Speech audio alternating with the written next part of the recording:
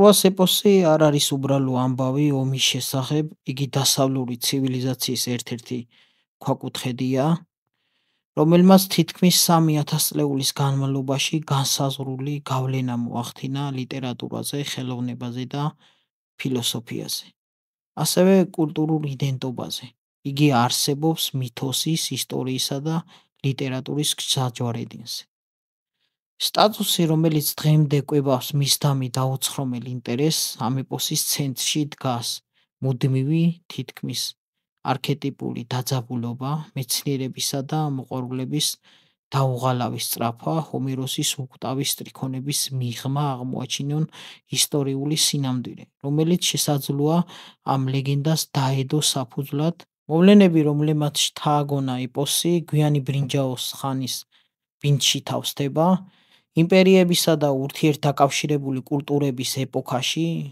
მეცნიერთა უმრავლესობა თანხმდება, რომ ისტორიული კონფლიქტი ასეთი თუ არსებობდა, იგი უნდა მომხდარიყო ძველი წელთაღრიცხვით მე-13-მე-12 საუკუნეებში, დაახლოებით 1300-1180 წლების შუალედში. ეს პერიოდი კრიტიკულად მნიშვნელოვანია, რადგან იგი უშუალოდ წინ უსწრებს იმ მასშტაბურ საზოგადოებრივ კოლაფს, რომელმაც ბოლო მოუღო აღმოსავლეთ ხმელთაშუაზღვისპირეთის ბრინჯაოს ხანის ცივილიზაციათა დიდ ეპოქას. ეპოსის გეოგრაფიული გული ქალაქი ტროა, იგივე ილიონი, ისტორიულად და არქეოლოგიურად იდენტიფიცირებულია ისარლიყის ბორცვთან, რომელიც ჩრდილო დასავლეთ ანატოლიაში, თანამედროვე თურქეთის ტერიტორიაზე მდებარეობს.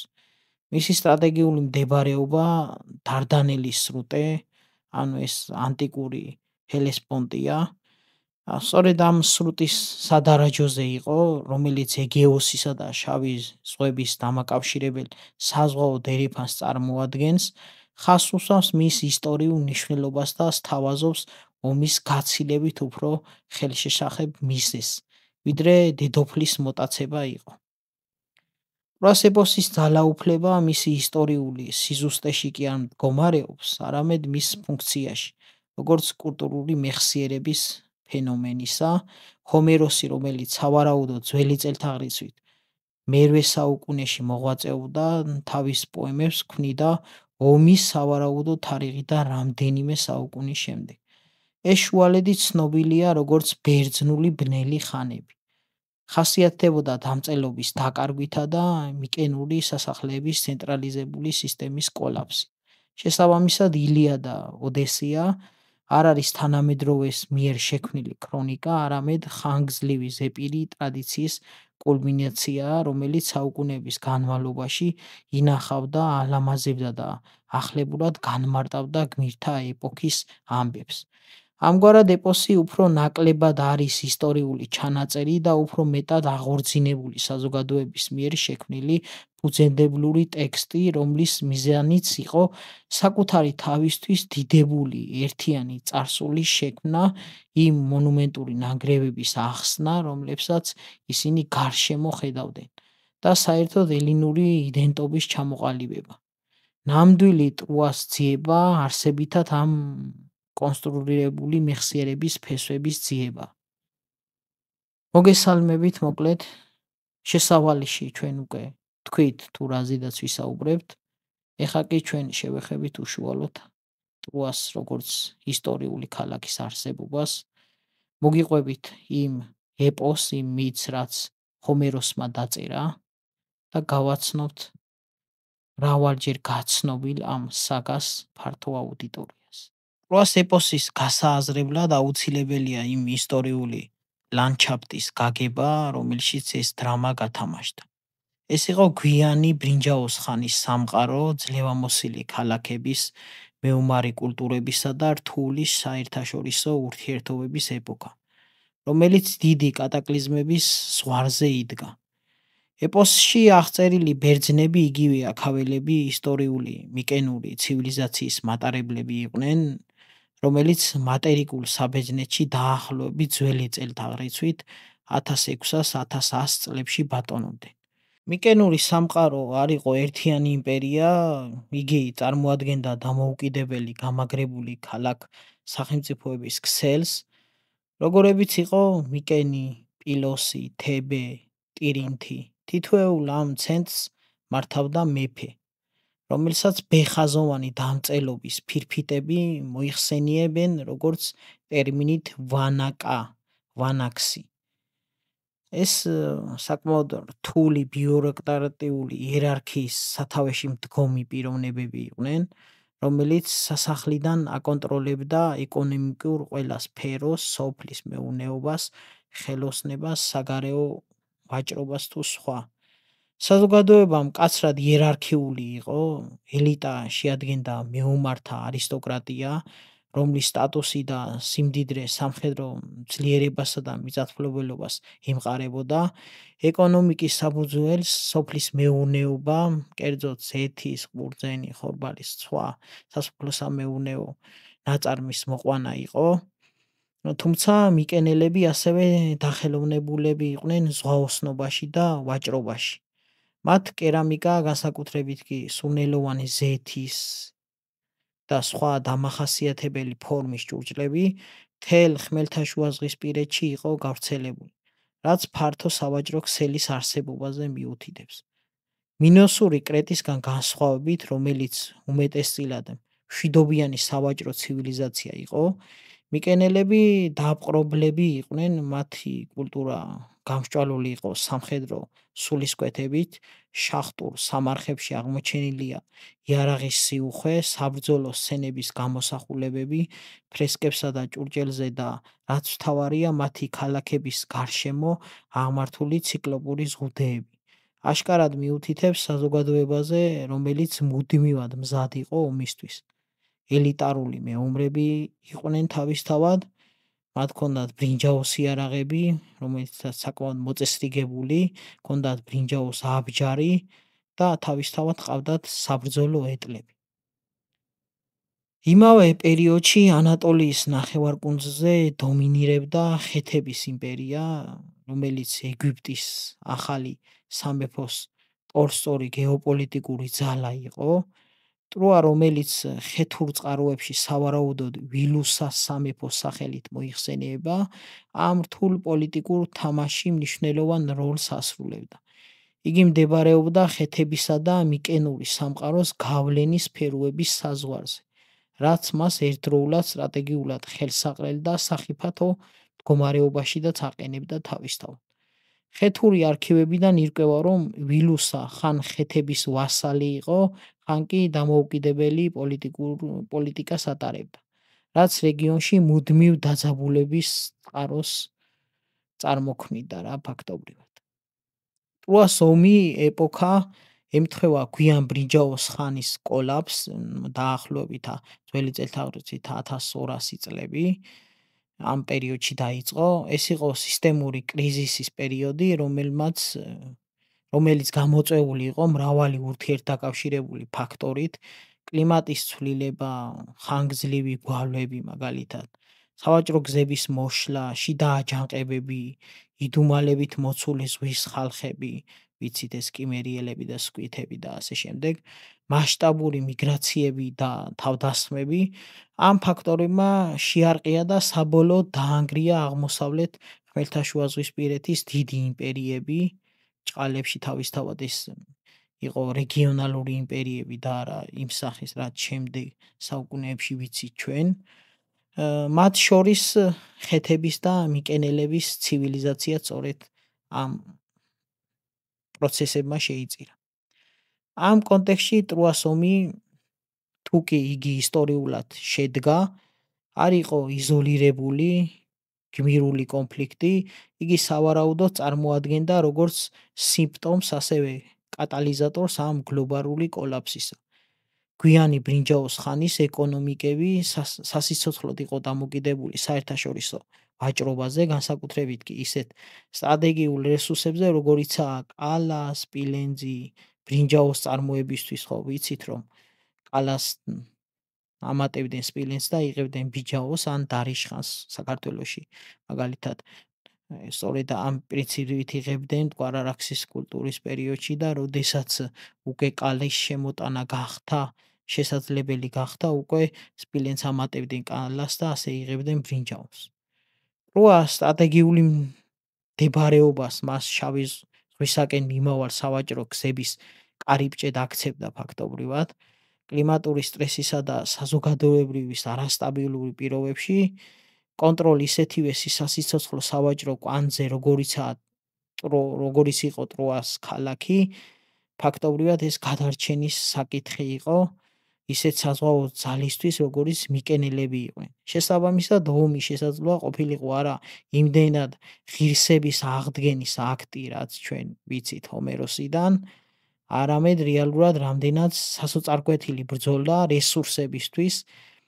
ელენეს მოტაცების რომანტიზირებული ამბავი ამ შემთხვევაში იქცევა პოეტური მეტაფორად, რომელიც ნიღბავს კოლაფსის პირას მყოფ სამყაროს სასტიკ გეოპოლიტიკურ და სასიცოცხლო ეკონომიკურ არტერიების მიტაცების მცდელობას.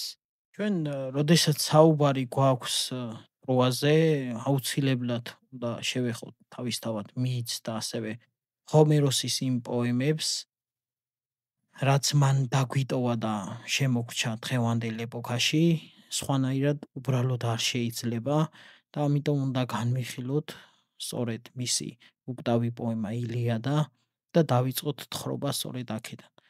ტროას ეპოსი არ არის ერთი პოემის ამბავი, იგი წარმოადგენს პოეტური ნაწარმოების ვრცელ ციკლს, რომელიც მოგვითხრობს ომის სრულ ისტორიას. მისი ღვთაებრივი საწყისებიდან დაწყებული უკანასკნელი გმირის შინ დაბრუნებით დამთავრებული. მიუხედავად იმისა, რომ ამ ციკლს პოემების უმრავლესობა დაიკარგა და ჩვენამდე არ მოაღწია, მაგრამ რაც მოაღწია ჩვენამდე ჰომეროსის უკდამა პოემებმა ილიადამ და ოდისეამ, ფაქტობრივად ამ გრანდიოზული დრამის ცენტრალური და ყველაზე ბრწყინვალე ნაწილებს წარმოადგენს. ქვემოთ კი მოგითხრობთ ამ დიდებულ საგას. ყველაფერი ღმერთების სამყაროში დაიწყო, ოლიმპოს მწვერვალზე მოკვდავთა სიმრავლით შეწუხებულმა ზევსმა გადაწყვიტა დედამიწა ადამიანთა ტვირთისაგან გაეთავისუფლებინა და მიზნით უდიდესი ომი განიზრახა. საბაბი მალევე გამოჩნდა ზღვის ქალღმერთი თეტისისა და მოკვდავი მეფე პელევსის ქორწილში. ყველა ღმერთი მიიწვიეს გარდა ერისისა, განხეთქილების ქალღმერთისა, განრისხებულმა ერისმა ნადიმზე ოქროს ვაშლი შეაგდო, წარწერით უმშვენიერეს. ეს ის განხეთქილების ვაშლია, რაც შემდგომ საუკუნეებს სწორედ ამ ტერმინით მოიხსენიებდნენ. ვაშლისთვის ბრძოლა თავისთავად სამა უძლიერესმა ქალღმერთმა ჰერამ, ზევსის მეუღლემ, ათენამ, სიბრძნის ქალღმერთმა და აფროდიტემ, სიყვარულის ქალღმერთმა წამოიწყეს. ზევსმა, რომელიც ამ სახიფათო დავაში ჩარევას მოერიდა, მსაჯულად ტროელი უფლისწული პარისი დანიშნა, რომელიც იმ დროის იდას მთაზე მწყემსად ცხოვრობდა. ქალღმერთები უფლისწულს სხვადასხვა ჯილდოს დაჰპირდნენ, მაგალითად ჰერა შეპირდა აზიის ბრძანებლობას, ათენა სამხედრო დიდებას და სიბრძნეს, ხოლო აფროდიტემ მსოფლიოში ყველაზე ლამაზი ქალის ელენეს სიყვარულს. პარისმა არჩევანი აფროდიტეს სასარგებლოდ გააკეთა და ამით სამუდამოდ გადაიმტერა ჰერა და ათენა, რომლებმაც ტროას განადგურება განიზრახეს და კიდეც დაიფიცეს. აფროდიტეს დახმარებით პარისი სპარტაში გაემგზავრა, სადაც მეფე მენელაოსმა ელენეს მეუღლე იგი სტუმართმოყვარულად მიიღო, მაგრამ როდესაც მენელაოსი კრეტაზე გაემგზავრა, პარისმა დაარღვია სტუმართმოყვარეობის წმინდა კანონი, აცნუნა ელენე და მასთან სპარტის განძთან ერთად ტროაში გაიქცა. შეურაცხყოფილი მენელაოსი დახმარებისთვის თავის ძმას მიკენის ძლევამოსილ მეფეს აგამემნონს მიმართავს. აგამემნონი, რომელიც საბერძნეთის უძლიერესი მმართველი იყო, ძმის ღირსების აღდგენისა და ტროას დასჯას გადაწყვეტს. მან მოუხმო ყველა აქაველს მეფესა და გმირს, რომლებიც ოდესღაც ელენეს ხელის სათხოვნელად იყვნენ შეკრებილნი და ერთმანეთს შეჰფიცეს, რომ მისი რჩეულს ყოველთვის დაეხმარებოდნენ. ასე შეგროვდა უზარმაზარი ლაშქარი, რომელსაც სათავეში თავად აგამემნონი ჩაუდგა, მათ შორის იყვნენ მძერი ნესტორი, მზაკვარი ოდისევსი, უძლეველი დიომედესი, გოლიათი აიაქსი ტელამონის ძე და რაც მთავარია უდიდესი მეომარი აქილევსი, რომლის გარეშეც წინასწარმეტყველების თანახმად ტროას აღება შეუძლებელი იყო. აქაველთა ათასობით ხომალდი ბეოტიის ნავსადგურ ავლისში შეგროვდა, მაგრამ ფლოტი ადგილიდან ვერ იძროდა, ზღვაზე სრული უქარობა გამეფებულიყო. მისანმა ქალქსამ გამოაცხადა, რომ ეს ქალღმერთ არტემისის რისხვა იყო, რომელიც აგამემნონისგან მსხვერპლად მის ასულ იფიგენიას ითხოვდა. საშინელი არჩევნის წინაშე დამდგარა აგამემნონმა ჯარის ზეწოლის ქვეშ საბოლოოდ დათმო და იფიგენიას სამსხვერპლოზე მიიყვანა. თუმცა უკანასკნელ წამს არტემისმა ქალწული შეიბრალა, იგი ღრუბლით დაფარა, მის ნაცვლად სამსხვერპლოზე შველი მოავლინა და იფიგენია თავის ტაძარში ტავრიდაში გადაასახლა. ქარმა იწყო ქროლვა და აქაველთა ფლოტი ტროასკენ დაიძრა. 10 წელი გავიდა, აქაველთა ჯარი ტროას კედლებთან იდგა, მაგრამ ქალაქი აუღებელი რჩებოდა. სწორედ ამ დროს ომის მეათე წელს იწყება ჰომეროსის ილიადას მოქმედება, რომელიც არა მთლიან ომს, არამედ მის ერთ 50-დღიან ეპიზოდს აღწერს, რომელიც ცენტრში აქილევსის რისხვა დგას. ომი აქაველთა ბანაკში იწყება, აგამემნონმა ტყვედ ჩაიგდო ქრისეისი, აპოლომის ქურუმის ქრისესის ასული. როდესაც ქურუმი ასულის გამოსასყიდად მივიდა, აგამემნონმა იგი შეურაცხყოფით გააძევა. განრისხებულმა ქრისესმა აპოლონს შესთხოვა შურისძიება და ღმერთმა აქაველთა ბანაკს მომაკვდინებელი ჭირი მოუვლინა. 9 დღის განმავლობაში ისრებს ტყორცნი და ვეცხლის მშვილდოსანი ღმერთი და ჯარი იხოცებოდა. აქილევსის მოწოდებით მისანმა ქალკასმა ამხილა აგამემნონი და განაცხადა, რომ ჭირის შესაჩერებლად ქრისეისის მამას უნდა დაჰბრუნებოდა. გააფრთებულმა აგამემნონმა დათმო, მაგრამ კომპენსაციის სახით აქილევს წაართვა მისი საყვარელი ტყვე-ქალი ბრისეისი. ეს იყო უდიდესი შეურაცხყოფა აქილევსისთვის. ბრისეისი არა უბრალოდ ტყვე, არამედ მისი ღირსების, მისი ტიმეს სიმბოლო იყო. ღრმად შეურაცხყოფილმა აქილევსმა დაიბიცა, რომ ბრძოლაში აღარასოდეს ჩაებმებოდა, სანამ აგამემნონი პატიებას არ სთხოვდა. იგი თავის მეომრებთან, მირმიდონელებთან ერთად კარავში ჩაიკეტა და თავის ღვთაებრივ დედას თეტის სთხოვდა ზევსისთვის, ეთხოვა, რომ ტროელებს გაიმარჯვებინათ, რათა აქაველებს ეგზნოთ თუ რას ნიშნავდა ბრძოლა უდიდესი გმირის გარეშე. აქილევსის ბრძოლიდან გასვლით გამხნევებული ტროელები ჰექტორის მეთაურობით აქტიურ შეტევაზე გადმოვიდნენ. ომის დასრულების მიზნით გადაწყდა ორთაბრძოლა მენელაოსსა და პარის შორის. გამარჯვებულს დარჩებოდა ელენეს და განძით. მენელაოსმა ადვილად სძლია პარის, მაგრამ სანამ სასიკვდილო დარტყმას მიაყენებდა, აფროდიტემ თავისი რჩეული ბრძოლის ველიდან გაიტაცა და ტროაში ელენეს საძინებელში გადამალა.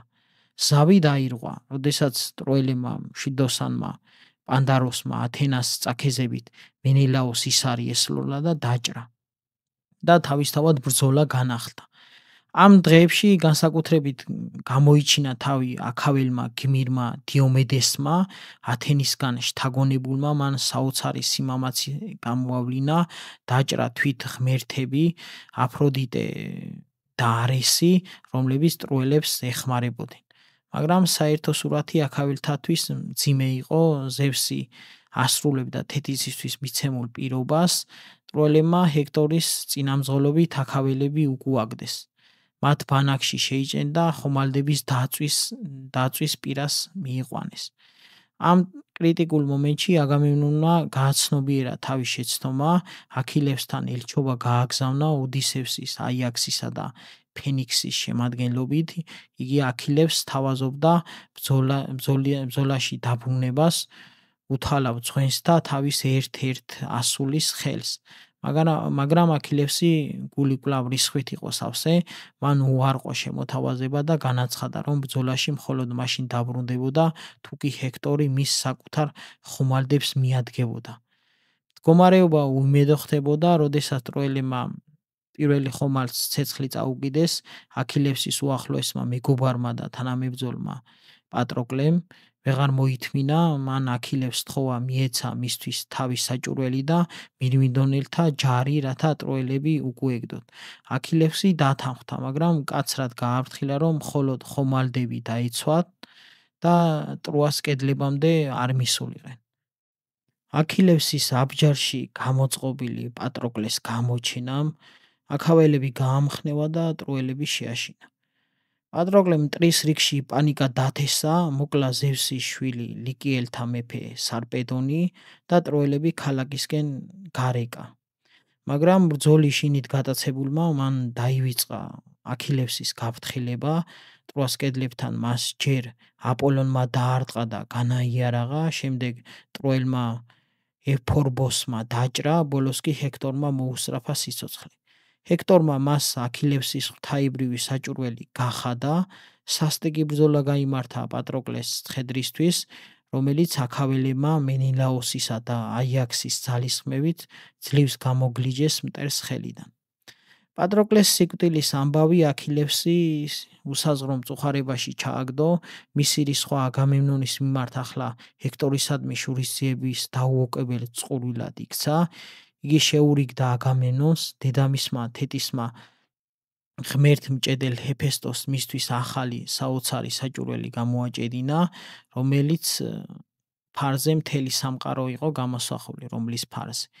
მეორე დილით ახალ აბჯარასხმული აქილევსი ბრძოლის ველზე ქარიშხალივით შეიჭრა.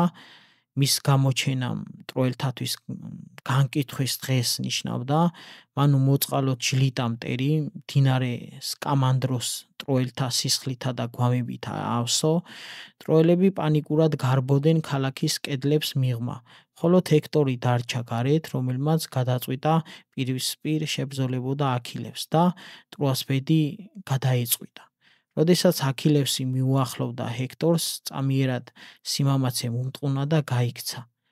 აქილევსი მას დაედენა და სამჯერ შემოურბინა ტროას კედლებს. ბოლოს ათენას მიერ მოტყუებული ჰექტორი შედგა და ბრძოლა მიიღო. ორთაბრძოლა ხანმოკლე და სასტიკი იყო. აქილევსმა ჰექტორი შუბით განგმირა. მოვაკვდავმა ჰექტორმა მას თხოვა მისი სხეული მშობლებისთვის დაებრუნებია, მაგრამ შურისძიებით დაბრმავებულმა აქილევსმა უარი უთხრა. მან ჰექტორის სხეული თავის ეტლს გამოაბადა, პატროკლეს ცხედრის გარშემო ათრია, აქაველთა ბანაკის დასანახად. აქილევსმა პატროკლეს პატივსაცემად გრანდიოზული სამგლოვიარო თამაში გამართა, მაგრამ მისი სული ვერ ცხრებოდა. 12 დღის განმავლობაში იგი ყოველ დილას ჰექტორის სხეულს ეტლით ათრევდა. ღმერთებმა ამ შემზარავის სანახაობით შეწუხებულებმა გადაწყვიტეს ჩარევა. ზევსმა ჰერმესი გაუგზავნა ტროას მოხუც მეფეს პრიამოს და უბრძანა, ძღვენით წასულიყო აქილევსთან და შვილის ცხედრის დაბრუნება ეთხოვა. ღამით ჰერმესის მფარველობით პრიამოსი შეუმჩნევლად შეიპარა აქაველთა ბანაკში და აქილევსის კარავში შევიდა. იგი გმირს მიუახლოვდა, ჩაუვარდა ხელებზე იამბორა და შეევედრა, გაეხსენებინა საკუთარი მოხუცი მამა პელევსი და შეეწყალებინა იგი. ამ სცენამ აქილევსის გული მოალბო. მან პრიამოსში საკუთარი მამის ხატი დაინახა და მასთან ერთად ატირდა. ერთი თავის მოკლული შვილისთვის, მეორე დაღუპული მეგობრისა და საკუთარი ხანმოკლე ბედისტერისთვის. აქილევსმა პრიამოს ჰექტორის ცხედარი დაუბრუნა, 12 დღიანი ზავი აღუთქვა, რათა ტროელებს თავიანთი გმირის ღირსეულად დატირება და დაკრძალვა შესძლებოდათ. ილიადა სრულდება არა ომის დასასრულით, არამედ ჰექტორის დაკრძალვით, ტროას უდიდესი დამცველი გლოვით, რაც ქალაქის გარდაუვალ დაღუპის მომასწავებელი ნიშანი იყო. ტროას დაცემაზე რომ ვისაუბროთ ახლა, ჰექტორის სიკვდილმა ტროას ფაქტობრივად ხერხემალში გადეხა, მაგრამ ომი გრძელდებოდა. ტროელებს ახალი ძლიერი მოკავშირეები გამოუჩნდნენ. პირველად ამორძალთა დედოფალი პენთესილია მოვიდა თავის მეომარი ქალებით, შემდეგ კი ეთიოპთა მეფე მემნონი განთიადის ქალღმერთ ეოსის შვილი. ორივე მათგანი უდიდესი მეომარი იყო, მაგრამ ორივე აქილევსთან ბრძოლაში დაეცა. მაგრამ თავად აქილევსის ბედიც გადაწყვეტილი იყო. წინასწარმეტყველების მიერ ჩვენ ვიცით, რომ იგი ტროას კედლებთან უნდა დაღუპულიყო ერთ-ერთ ბრძოლაში, როდესაც იგი ტროელებს სკიას კარიბჭემდე მისდევდა. პარისმა, რომელსაც აპოლონის მართავდა, ის არის ესროლა და ერთადერთი მოწყვლადი ადგილი ქუსში დაჭრა. ასე დაიღუპა უდიდესი აქაველთა გმირი. მოკლედ, თუ ვინმე მარიცით, აქილევსის სუსტი წერტილი, ანუ აქილევსი უკვდავ იყო, მისი სუსტი წერტილი იყო მხოლოდ ქუსლი, როდესაც დედამისი მას უკვდავების წყალში ბანდა, სწორედ ამ ფეხით ქუსლით ეჯირა და შესაბამისად ეს ადგილი დარჩა დაუცველი. იქედან გამომდინარე, რომ როდესაც უკვდავების წყალში ბანდა, პელევსი მამამისი შეეჭრა, ეგონა რომ შვილს ხარშავდა დედამისი და აქილევსის სუსტი წერტილად დარჩა პელევსი. და პარისმა აპოლონისგან გაიგო ეს სუსტი წერტილი და სწორედ იქ ესროლა, სადაც აქილევს გააჩნდა ეს სუსტი წერტილი. აქილევსის სიკვდილის შემდეგ მისი ღვთაებრივი საჭურლისთვის დავა დაიწყო ოდისევსა და აიაქს ტელამონის ძეს შორის, როდესაც აბჯარი ოდისევს მიაკუთვნეს, განისხებულმა აიაქსმა ფაქტობრივად შიშმაგემ შეიპყრო, ჯერ მან გადაწყვიტა, რომ სულ ყველა დაეხოცა, მაგრამ ღმერთებმა ჭკუა აურიეს და ცხოველები დახოცა და საბოლოო ჯამში მან როდესაც გონს მოიგო, თავი მოიკლა და თავი თვითმკვლელობით დაასრულა სიცოცხლე. აქაველებმა იცოდნენ, რომ ტროას ძალით ვერ აიღებდნენ, საჭირო იყო ხრიკი, სწორედ მაშინ მოიფიქრა ოდისევსმა გენიალური და საბედისწერო გეგმა. აქაველებმა ააგეს უზარმაზარი ხის ცხენი, რომელიც მუცელში საუკეთესო მეომრები ჩაიმალნენ ოდისევსის მეთაურობით. შემდეგ მათ თავიანთი ბანაკი გადაწვეს, ხომალდებზე ავიდნენ და თითქოს სამშობლოში დაბრუნება განიზრახეს. სინამდვილეში კი ახლომდებარე კუნძულ ტენდოს ამოეფარნენ. ტროელებმა, როდესაც მტრის მიტოვებული ბანაკი და სანაპიროზე დატოვებული გიგანტური ცხენი დაინახეს, იფიქრეს, რომ ომი დასრულდა. ზოგიერთმა, მათ შორის ქურუმმა, ლაოკონმა და მეფის ასულმა მისანმა კასანდრამ ხალხი გააფრთხილეს არენდოთ ბერძნებს და მათი საჩუქარი არ მიიღოთ, მაგრამ მათი არავინ ისმინა. ლაოკონი და მისი შვილი ზღვიდან გამოსულმა გველებმა დაგლიჯეს, რაც ღმერთების ნებად ჩაითვალა.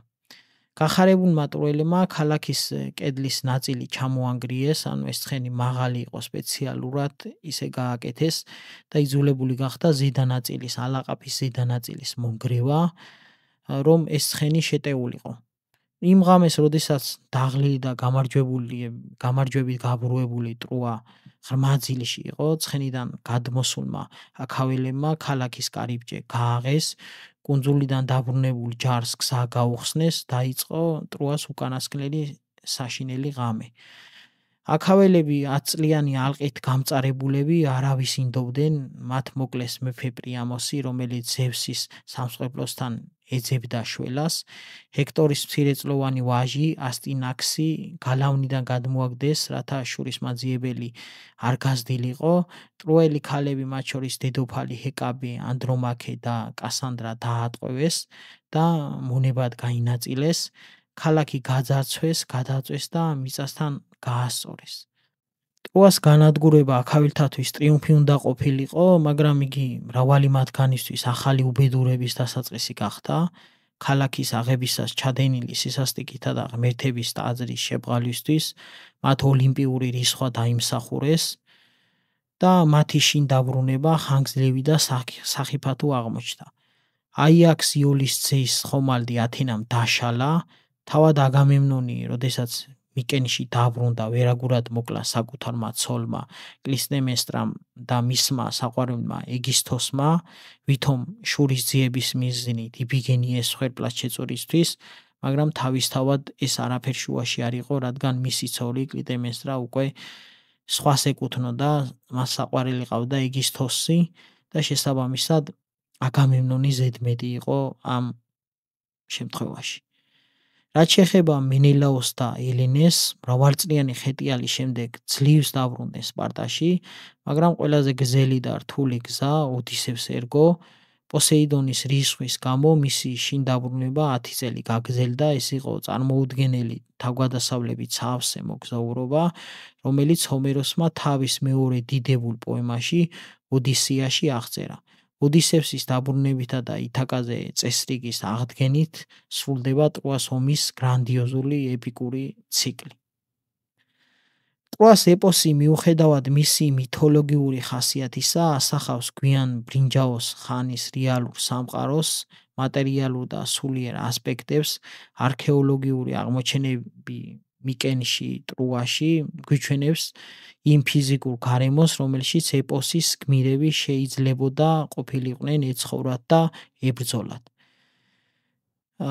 მიკენის არქიტექტურა ვიცით რომ აღმოჩენილია ქალაქი მიკენი, ისიც ვიცით ვინ აღმოაჩინა, თავისთავად შლიმანმა დაიწყო ჯერ ტროას მისი სიყვარული იყო ფაქტობრივად ეს პოემა და აუცილებლად გადაწყვიტა რომ იგი ტროას აღმოაჩენდა და ის წადილიც აისრულა. რაც შეეხება მიკენის არქიტექტურას, აქაველთა სამყაროში გამოირჩეოდა თავდაცვითი არქიტექტურით. მათი ქალაქი ციხესიმაგრეები, როგორიცაა მიკენი და ტირინთი, გარშემორტყმული იყო მასიური ციკლოპური კედლებით, რომლებიც გიგანტური და უმუშავებელი ლოდებისგან იყო აგებული. ამ ციხესიმაგრეების სიმბოლოდ იქცა მიკენის ლომთა კარიბჭე, რომლის თავზე განთავსებულია ქვის ფილა ორი ჰერალდიკური განლაგებული ლომის გამოსახულებით. ეს არის ევროპის პირველი მონუმენტური სკულპტურა. მიკენური სასახლის ცენტრის წარმოადგენდა მეგარონი, დიდი მართკუთხა დარბაზი ცენტრალური კერით, რომელიც მეფის სამეფო და საზეიმო სივრცეს წარმოადგენდა. რაც შეეხება ტროას არქიტექტურას, ტროა ფორტიფიკაცია არანაკლებ შთამბეჭდავია, თუმცა სტილისტურად განსხვავებული იყო. ქალაქის კედლები, რომლებიც ტროა მე-6-ის პერიოდში აიგო, გამოირჩეოდა დახრილი ხერხის კბილების მსგავსი კონსტრუქციით და მართკუთხა საგუშაგო კოშკებით.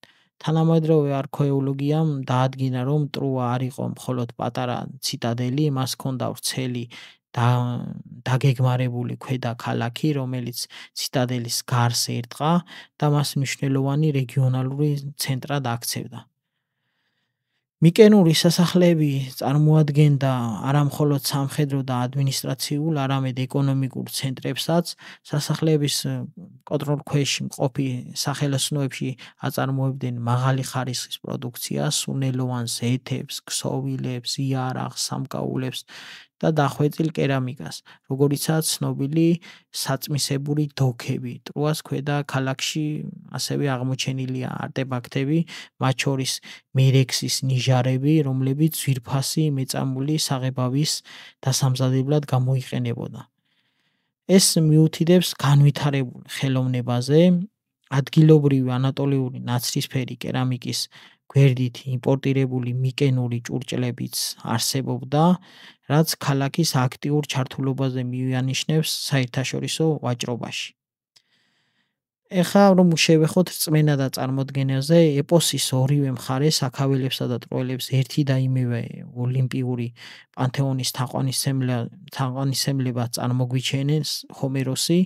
ღმერთები არ არიან შორეული აბსტრაქტული ძალები, ისინი არიან ომის აქტიური მიკერძოებული მონაწილეები, რომლებიც ერევიან ბრძოლაში, ეხმარებიან თავიანთ რჩეულ გმირებს და წარმართავენ მოვლენებს საკუთარი სიმპათიებისა და ანტიპათიების მიხედვით.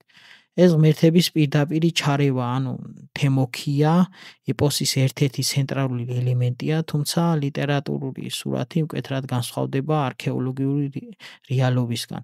თუკი მიკენური რელიგიის შესახებ გარკვეული არქეოლოგიური მტკიცებულებები არსებობს, საკულტო ფიგურები, მაგალითად სამსხვერპლოები, გვიან ბრინჯაოს ხანის ტროაში რელიგიის კვალი ძალიან მწირია.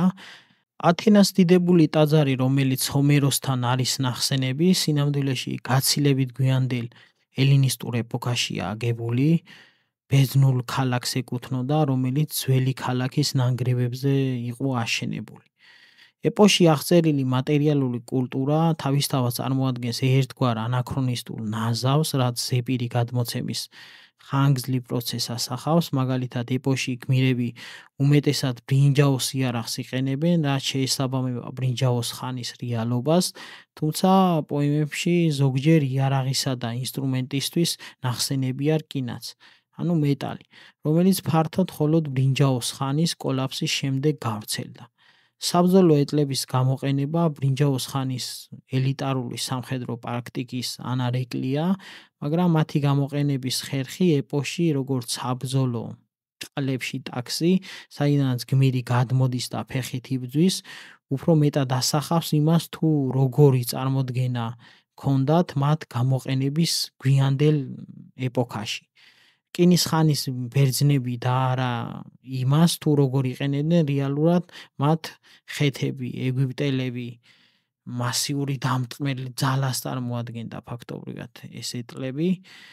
ეს დეტალები გვიჩვენებს, რომ ძველი წელთაღრიცხვის მე-8 საუკუნეში პოეტები საკუთარი დროის რეალობის მიხედვით წერდნენ ამა თუ იმ ნაწარმოებებს და ისე გადმოცემდნენ, თუ რა ეპოქაში უწევდათ მათ ცხოვრება. ამ თვალსაზრისით ეპოსი თავად არის ერთგვარი არქეოლოგიური სტრატიგრაფია, რომელშიც შეიცავს როგორც ბრინჯაოს, ისევე რკინის ხანის არტეფაქტებს. ტროას ომი არ იყო ვაკუუმში მოხდარი მოვლენა, იგი გათამაშდა გვიან ბრინჯაოს ხანის რთული და დინამიკური საერთაშორისო ურთიერთობების ფონზე, სადაც ერთმანეთს ეჯახებოდა დიდი იმპერიების ინტერესები, როგორც უკვე აღვნიშნეთ, ტროას გეოგრაფიული მდებარეობა მას ეგეოსის მიკენური და ანატოლიის ხეთურ სამყაროებს შორის საკვანძო პუნქტად აქცევდა. სავაჭრო გზებზე კონტროლი მისი სიმდიდრის წყარო იყო ფაქტობრივად და ამავდროულად მისი უდიდესი სისუსტეც თავისთავად. ტროა იყო ერთგვარი ბუფერული სახელმწიფო, რომელიც მუდმივად ცდილობდა ბალანსის პოვნას მასზე ძლიერ სახელმწიფოებს შორის. ამ ეპოქის რეალური პოლიტიკური შესახებ უნიკალური ინფორმაციას გვაწვდის ხეთების დედაქალაქი ხათუსაში აღმოჩენილი რუსმული დამწერლობის არქივები. ამ დოკუმენტებში ხშირად ხვდება ქვეყანა სახელად აქიავა და ქალაქი სახელმწიფო ვილუსა. მეცნიერთა უმრავლესობა დღეს იზიარებს მოსაზრებას, რომ აქიავა არის ხეთური დასახელება აქაველთა, ანუ მიკენური საბერძნეთის, ხოლო ვილუსა, ანუ ტროა ილიონის. ეს ტექსტები გვაწვდის განსაცვიფრებელ არამითოლოგიურ სურათს ამ რეგიონის პოლიტიკური ცხოვრების შესახებ, მაგალითად ეგრეთ წოდებული თავაგალავას წერილში ხეთების მეფე მიმართავს აქიავას მეფეს და ჩივის ვილუსას ტერიტორიაზე მოქმედ ერთი ავანტურისტის პიამარადუს გამო, რომელიც როგორც ჩანს აქიავას მფარველობით სარგებლობდა და ხეთების ინტერესებს ლახავდა. ეს დოკუმენტები ადასტურებს, რომ მიკენელებსა და ხეთებს შორის არსებობდა ინტენსიური დიპლომატიური ურთიერთობები, რომლებიც ხშირად დაძაბული იყო სწორედ დასავლეთ ანატოლიის, მათ შორის ვილუსას გამო მიმდინარეობდა ეს დაძაბულება, ანუ ტროას გამო, ილიონის გამო ასევე. ტროას ომი ლეგენდა თავისთავად ასევე უნდა განვიხილოთ გვიან ბრინჯაოს ხანის კოლაფსის უფრო ფართო კონტექსტში. აქაველთა დიდი საზღვაო ექსპედიცია შეიძლება განვიხილოთ როგორც იმ მოვლენების ნაწილი, რომლებიც ზღვის ხალხების სახელითაა ცნობილი. ეს იყო სხვადასხვა ეთნიკური ჯგუფისაგან შემდგარი მეომართა და მიგრანტთა კოალიციები, რომლებიც ზღვიდან თავს ესხმოდნენ და ანადგურებდნენ აღმოსავლეთ ხმელთაშუაზღვისპირეთის დამკვიდრებულ სხვადასხვა სახელმწიფოებს, მათ შორის ხეთების სამეფოს, ეგვიპტეს. ამგვარად ტროას კონკრეტული ლეგენდა უკავშირდება ძალადობის, მიგრაციისა და ცივილიზაციური კოლაფსის რეგიონალურ ფენომენს. ხეთური ტექსტები ავლენენ თავისთავად ძალთა ბალანსის იმ ფუნდამენტურ ასიმეტრიას, რომელსაც ბერძნული ეპოსი სრულიად საპირისპიროდ წარმოგვიჩენს. ილიადაში აქაველები წარმოდგენილები არიან როგორც ერთიანი პანელინური კოალიცია, ერთი უზენაესი მეფის აგამემნონის მეთაურობით, თუმცა ხეთურ წყაროებიდან ჩანს, რომ აქიავა მართალია ძლიერი პოლიტიკური ერთეული იყო, მაგრამ შესაძლოა დანაწევრებულიც. ხეთების მეფე აქიავას მმართველს ზოგჯერ მოიხსენიებს როგორც დიდ მეფეს, რაც ის სახელმწიფოთა მმართველობის ტიტული იყო, მაგრამ ეს ტიტული არათანმიმდევრულად გამოიყენება, რაც სავარაუდოდ დიპლომატიური კონიუნქტურაზე მიუთითებს. ეს გვაფიქრებინებს, რომ აქიავას მეფის სტატუსი ყოველთვის არ განიხილებოდა ხეთების თუ ეგვიპტის მეფეების თანასწორად. აქედან გამომდინარე, ეპოსის მიერ დახატული სურათი ერთიანი და ძლევამოსილი აქაველთა იმპერიისა სავარაუდოდ გვიანდელი პოეტური გაზვიადება არის. გასაგებია იქ ცალკეული ბერძნული ქალაქ-სახელმწიფოები, აქაველთა ქალაქ-სახელმწიფოებია, მაგრამ ფაქტი არის, რომ ერთი მეფის დროშის ქვეშ გამოვიდნენ და ამაზე ვსაუბრობთ ზუსტად. ძველი წელთაღრიცხვით მერვე საუკუნის პანელიზმის იდეალის პროექციამ ფაქტობრივად ჩორეული ბრინჯაოს ხანის წარსულზე შექმნა ეს მითი და თავისთავად ჰომეროსმა შემდეგ გადაიტანა ეს მითი, მისცა მას შეასხა ფრთები, რაც მსოფლიო ლიტერატურის უდიდესი ძეგლია თავისთავად. ისტორიული რეალობა შესაძლოა უფრო მეტად წარმოადგენს ცალკეულ მეომარი მეფეების იმპორტუნისტურ კოალიციას, რომელიც ლიდერსაც ხეთები დიპლომატიურად ამაღლებდნენ, მაშინ როდესაც ეს მათი ინტერესებში შედიოდა და როდესაც არ შედიოდა, თავისთავად იმ ტიტულითაც არ მოიხსენიებდნენ, როგორც ვიცით ჩვენ ამ ხეთური არტეფაქტებიდან. ტროას ომის შედეგები და მისი მემკვიდრეობა ბევრად ცდება ერთი ქალაქის განადგურებისა და გამარჯვებულთა ტრიუმფის ფარგლებს. ამ კონფლიქტმა როგორც ისტორიულმა მოვლენამ და როგორც მითოსმა ღრმა წარუშლელი კვალი დატოვა ცივილიზაციის შემდგომ განვითარებაზე. ეპოსის მიხედვით ომის უშუალო შედეგი იყო ტროას სრული განადგურება და გამარჯვებულთა მძიმე, ხშირად ტრაგიკული შინდაბრუნების ხედრი. ეს ამბები სიმბოლურად ასახავს მთელი ეპოქის დასასრულს. ისტორიულად ტროას ომის პერიოდი ემთხვევა მიკენური სამყაროს კოლაფს, ომმა სავარაუდოდ საბოლოოდ გამოფიტა მიკენური ქალაქ-სახელმწიფოების რესურსები და დაუცველი დატოვა ისინი. კოლაფსი უფრო ფართო ძალებით გვევლინება, დაუცა შემდეგ ამ ყველაფერს მოყვა გვალვა, შიმშილი, ზღვის ხალხების შემოსევები და ასე შემდეგ. ამას მოყვა ბერძნული ბნელი ხანები, ძველი წელთაღრიცხვით დაახლოებით 1100-750 წლები.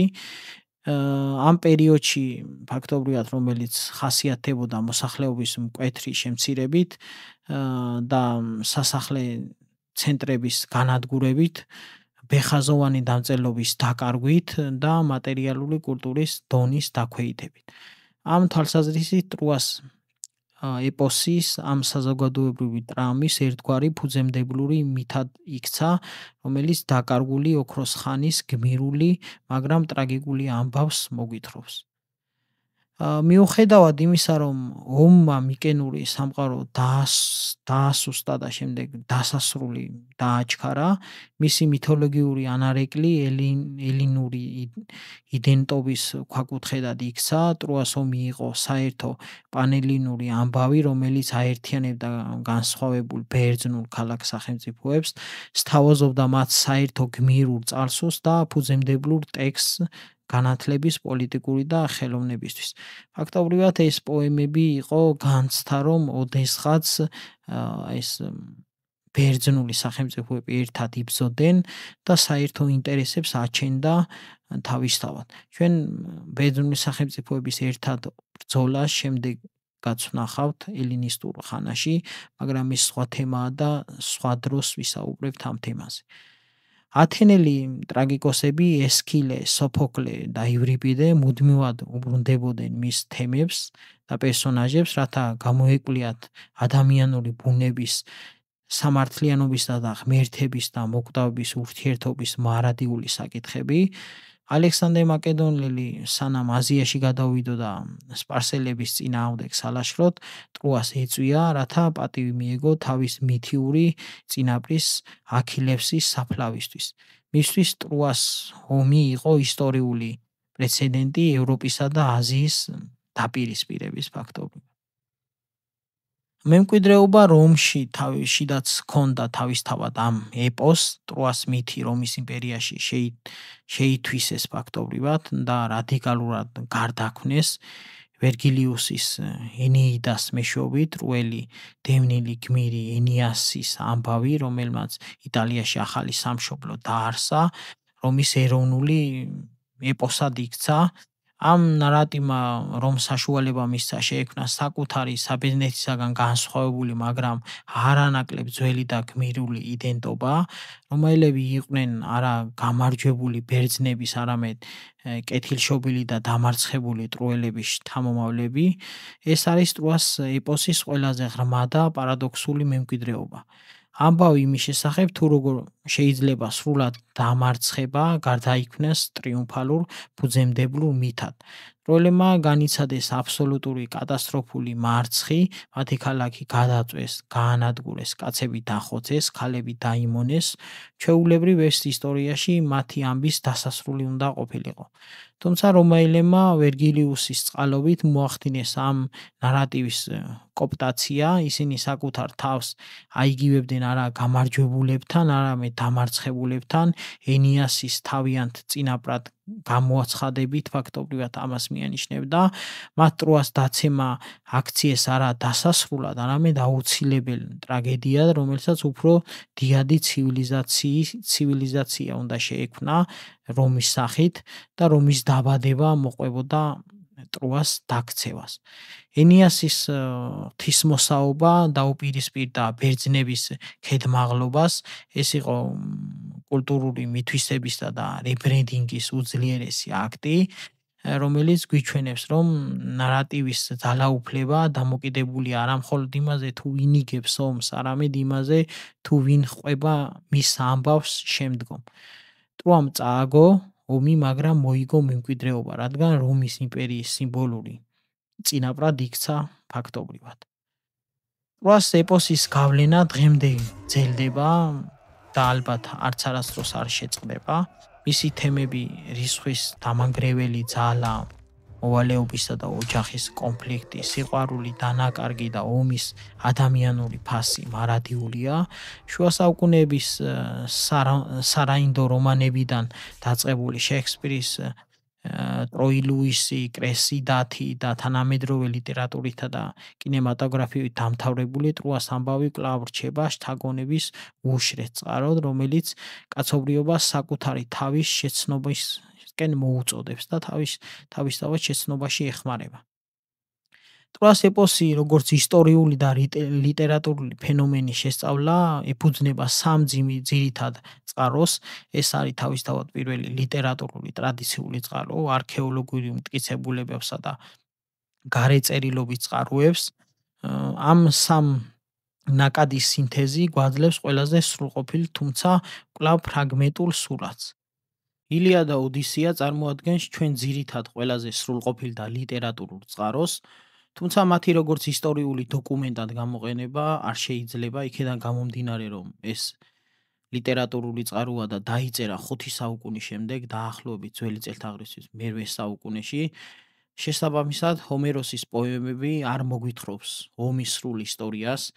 ილიადა მხოლოდ რამდენიმე კვირას აღწერს მეათე წელს, ხოლო ოდისეა ოდისევსის დაბრუნებას. ოდესღაც არსებობდა სხვა პოემების ციკლი, რომელიც ავსებდა ამ ხარვეზებს. ეს პოემებია, როგორიცაა პიპრიები, ათიოპისი, მცირე ილიადა და ილიონის დაქცევა, ჩვენამდე მხოლოდ ფრაგმენტებისა და გვიანდელი ავტორების მიერ გაკეთებული მოკლე შინაარსების სახით მოვიდა. ისინი გვეხმარება ომის სრულ ნარატიული ქრონოლოგიის აღდგენაში. 19 საუკუნემდე ტროა ლეგენდარულ მითიურ ქალაქად ითვლებოდა. გერმანელმა მოყვარულმა არქეოლოგმა ჰაინრიხ შლიმანმა, რომელიც ბავშვობიდანვე შეპყრობილი იყო ჰომეროსის პოემებით, 1870-იან წლებში თურქეთში ჰისარლიყის ბორცვზე გათხრები დაიწყო. მან მსოფლიოს ამცნო, რომ ტროა იპოვა.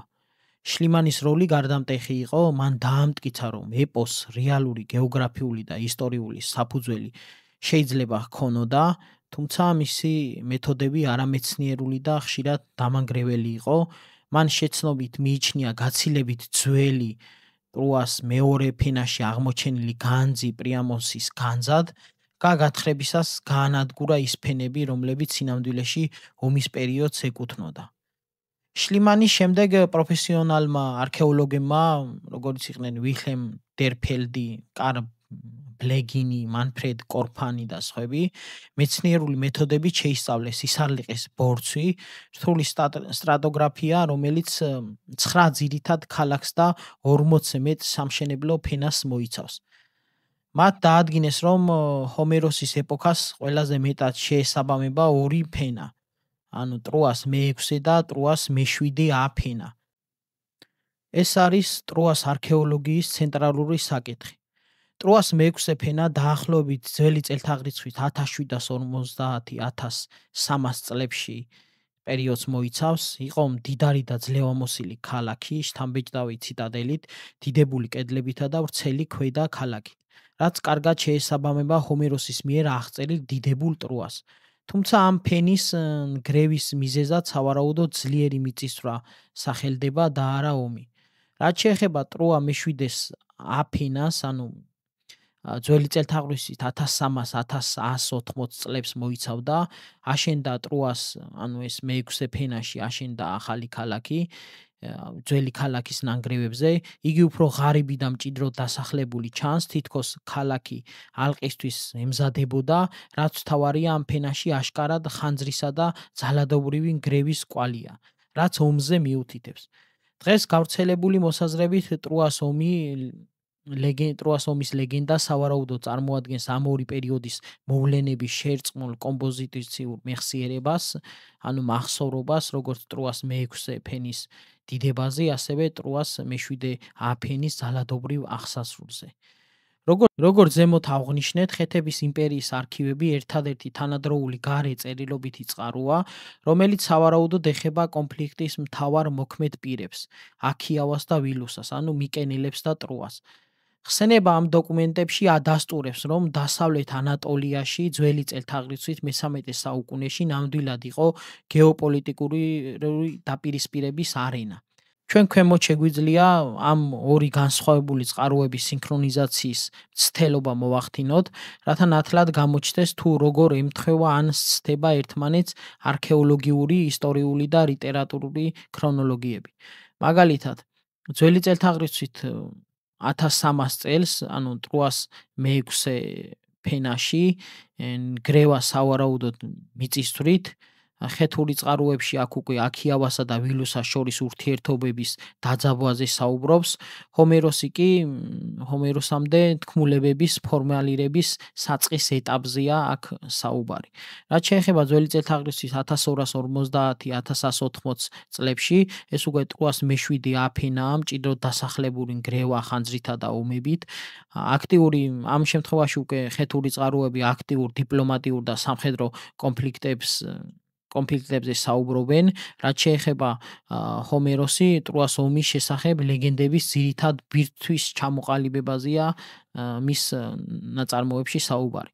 ძველი წელთაღრიცხვის 1180-1100 წლებში ბრინჯაოს ხანის კოლაფსია უკვე ეს ტროას მე-7 ფენის დასაწყისია. აქ ხეთების იმპერიის დაცემა ხდება უკვე ამ პერიოდში.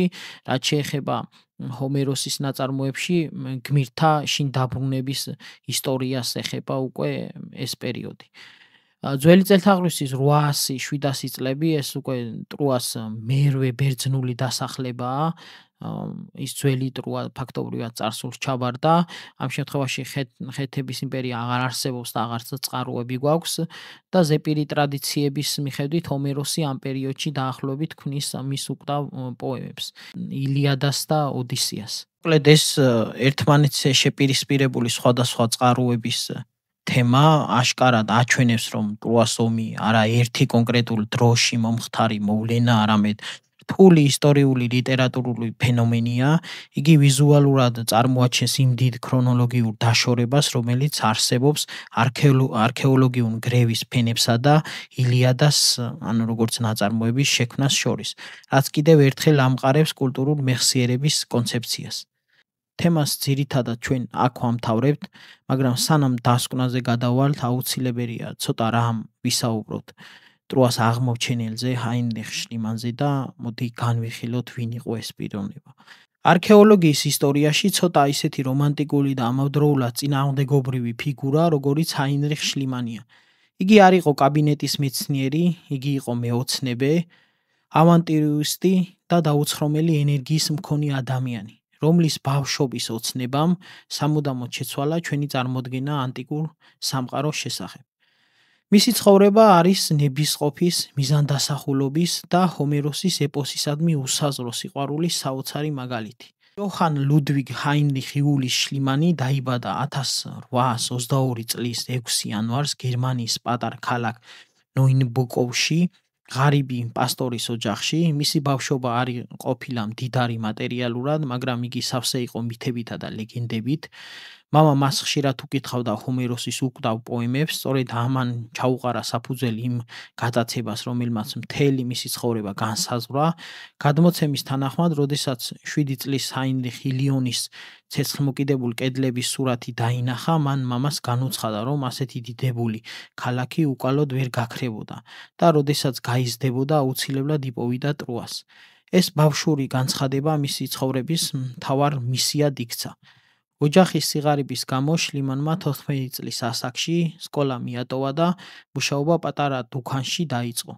თუმცა მისი გონება და ამბიციები გაცილებით დიდ მიზნებს ისახავდა. მან მალევე გამოავლინა კომერციისა და ენების შესწავლის საოცარი ნიჭი. შლიმანის ახალგაზრდობა არის დაუღალავი შრომისა და თავგანწირის პერიოდი. მან შეიმუშავა ენების შესწავლის საკუთარი უნიკალური მეთოდი. როგორც ცნობილია, მას მხოლოდ 6 კვირა სჭირდებოდა, რათა ახალ ენაზე თავისუფლად დაიწყო წერა-კითხვა და საუბარი. სულ რაღაც 18 თვეში მან შეისწავლა ინგლისური, ფრანგული, ნიდერლანდური, ესპანური, პორტუგალიური და იტალიური ენები. მოგვიანებით ამ სიას დაემატა რუსული, შვედური, პოლონური, არაბული, თურქული და რაც მთავარია, ძველი და ახალი ბერძნული.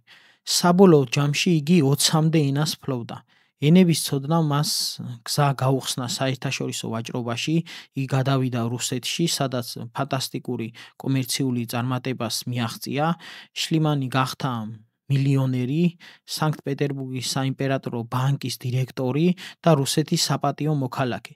მაგრამ სიმდიდრე მისთვის თვითმიზანი არასდროს ყოფილა. იგი იყო მხოლოდ ინსტრუმენტი, ანუ საშუალება ბავშვობის ოცნების ასასრულებლად. 1863 წელს, 41 წლის ასაკში, დიდებისა და სიმდიდრის ზენიტში მყოფმა შლიმანმა მოულოდნელად მიატოვა კომერციული საქმიანობა, რათა მთელი თავისი დრო, ენერგია და ფული ბავშვობის ოცნებისთვის მიეძღვნა.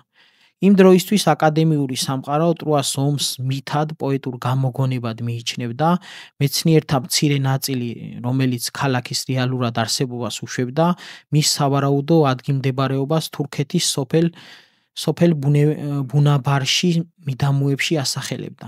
შლიმანმა, რომელიც ილიადას არა როგორც პოემას, არამედ როგორც ისტორიულ დოკუმენტსა და სამოქმედო გეგმას ისე კითხულობდა, ეს ვერსია თავიდანვე უარყო. ჰომეროსის ტექსტზე დაყრდნობით იგი ეძებდა ბორცვს, რომელიც ზღვასთან ახლოს იქნებოდა და საიდანაც მთელი ველი მოჩანდა. რამდენიმე თვიანი ძიების შემდეგ მან მიაგნო ჰისარლიყის ბორცვს, რასაც თურქულად სასახლეს ნიშნავს. შლიმანი დარწმუნებული იყო, რომ სწორედ აქ იმალებოდა ჰომეროსის სამეფო. 1871 წელს თურქეთის ხელისუფლებისაგან თულად, მაგრამ მოპოვებული ნებართვით მან გათხრები დაიწყო. მისი მეთოდები დღევანდელი სტანდარტებით უხეში და არამეცნიერული იყო. იგი მიზნად ისახავდა არა ფენების ზედმიწევნის შესწავლას, არამედ ჰომეროსის ტროას, რაც შეიძლება სწრაფად პოვნას. ამ პროცესში მან სამწუხაროდ გაანადგურა გვიანდელი, მათ შორის სავარაუდოდ თავად ტროას ომის პერიოდის ფენები. მიუხედავად ამისა, მისმა აღმოჩენამ მსოფლიო შეძრა. მან იპოვა არა ერთი, არამედ რამდენიმე ერთმანეთზე აშენებული ქალაქის ნანგრევები. მან აღმოაჩინა განძი, რომელიც შეცდომით პრიამოსის განძად მონათლა და რომელიც ჩუმად გაიტანა თურქეთიდან. შლიმანის ცხოვრება იმდენად იყო გადაჯაჭვილი ჰომეროსის სამყაროსთან, რომ ეს მის პირად ცხოვრებაზე აისახა. 1879 წელს მან ცოლად შეირთო ახალგაზრდა ბერძენი ქალი სოფია ენგასტრომენოსი, რომელიც მისი ერთგული თანამგზავრი და დამხმარე გახდა არქეოლოგიურ გათხრებში. თავის შვილებისთვის დარქმეული სახელები კი მისი გადაცების ყველაზე ნათელი დემონსტრაციაა. მან თავის შვილებს ანდრომაქე და აგამემნონი დაარქვა ტროას ეპოსის უმნიშვნელოვანესი პერსონაჟების საპატივცემულოდ. სიცოცხლის ბოლო წლებში შლიმანმა ასევე ჩაატარა მნიშვნელოვანი გათხრები მიკენსა და ტირინთეში, სადაც მან აქაველთა სამყაროს აქამდე უცნობი დიდებული ცივილიზაცია აღმოაჩინა. ჰაინრიხ შლიმანი გარდაიცვალა 1890 წლის 26 დეკემბერს იტალიის ქალაქ ნეაპოლში. მისი ნეშტი გადაასვენეს ათენში, ქალაქში, რომელიც მისთვის მეორე სამშობლოდ იქცა. მისი დაკრძალვას ესწრებოდა საბერძნეთის მეფე, მინისტრები, დიპლომატიური კორპუსის წარმომადგენლები, კაცს, რომელსაც აკადემიური წრეები დილეტანტს და შეშლის უწოდებდნენ, საბერძნეთმა უდიდესი პატივი მიაგო. შლიმანის მემკვიდრეობა ორმაგია. ერთი მხრივ მისი არამეცნიერული მეთოდების კრიტიკის ობიექტია, მაგრამ მეორე მხრივ მისი უდიდესი დამსახურებაა ის, რომ მან მითის ისტორიის კვლევის საგნად აქცია. მან დაამტკიცა, რომ ლეგენდების მიღმა ხშირად რეალური მოვლენები იმალება და ამით საფუძველი ჩაუყარა ეგეოსის ბრინჯაოს ხანის არქეოლოგიას. მან არა მხოლოდ იპოვა ტროა, არამედ აიძულა სამყარო, რომ ჰომეროსისთვის ახალი თვალით შეეხედათ. ტროას ეპოსის მრავალმხრივი ანალიზი ცხადყოფს, რომ მისი არსის ცდება ფაქტისა და ფიქსაციის მარტივ დიქოტომიას. ტროას ომი უმჯობესია გავიგოთ არა როგორც ისტორიული ჭეშმარიტების ან პოეტური ფანტაზიის კატეგორიული არჩევანი, არამედ როგორც ძლავრი მითოსი, რომელიც ღრმად არის ფესვებგადგმული ისტორიულ რეალობაში. იგი არის ბრინჯაოს ხანის სამყაროს ძალადობრივი აღსასრულის პოეტური მეხსიერება, რომელიც გაფირტყულია საუკუნეების ზეპირი ტრადიციით და გამდიდრებულია გვიანდელი ეპოქების იდეალებითა და ღირებულებებით. ჰომეროსის გენიამ ეს კოლექტიური მეხსიერება უკვდავ პოეტურ ფორმაში ჩამოასხა და კაცობრიობას დაუტოვა იმ სახით, თუ რა სახითაც დღეს გვაქვს მოცემული. არქეოლოგიამ დაადასტურა, რომ ჰომეროსის ტროა არ იყო მხოლოდ პოეტის წარმოსახვის ნაყოფი, ჰისალიყის ბორცვზე აღმოჩენილი ძლევამოსილი ქალაქის ნანგრევები, თავის გრანდიოზული კედლებითა და რთული სტრუქტურით, მატერიალური სხეულს აძლევს ლეგენდას. ხეთური არქივები კი გვაწვდის იმ გეოპოლიტიკური დაძაბულობის დოკუმენტურ მტკიცებულებას, რომელიც არსებობდა ეგეოსის ზღვის აქაველებსა და ანატოლიის სამეფოს შორის. ეს აღმოჩენები არ ამტკიცებს ილიადას, არამედ ქმნის დამაჯერებელ ისტორიულ კონტექსტს, რომელშიც ასეთი მასშტაბური კონფლიქტის სავსებით შესაძლებელი იყო. თუმცა ეპოსის მარადიული ძალაუფლების წყარო არა მისი ისტორიული დეტალების სიზუსტე, არამედ მისი მიერ წამოჭრილი უნივერსალური ადამიანური თემებია. სწორედ ეს თემები ანიჭებს მას უკვდავებას. ეს არის ამბავი რისხვისა დამანგრეველ ბუნებაზე, რომელიც აქილევსის სახით პერსონიფიცირდება, რომელიც მეგობრებსაც და მტრებსაც ერთიანად ანადგურებს. ეს არის ტრაგიკული კონფლიქტი პირადი ბუნებისა და საზოგადოებრივ მოვლენებს შორის, რომელიც ასე მძაფრად არის გამოხატული ჰექტორის პერსონაჟში მაგალითად. ეს არის თხრობის სიყვარულზე, მეგობრობაზე, დანაკარგის უსაზღრო ტკივილზე, შურისძიების დაუოკობელ წყურვისზე და ბოლოს ეს არის ამბავი ადამიანის მარადიულ სწრაფვაზე დიდებისკენ და შინ მშვიდობით დაბრუნებისკენ. ტროას ეპოსი დღემდე ცოცხლობს, რადგან იგი ღრმა შეულამაზებული კვლევაა ადამიანური მდგომარეობისა. ომის ქურაში იგი გვაიძულებს ვიფიქროთ გმირების ფასზე, ძალადობის ციკლზე და იმ მყიფე ზღვარზე, რომელიც ყოფს ცივილიზაციასა და ბარბაროსობას.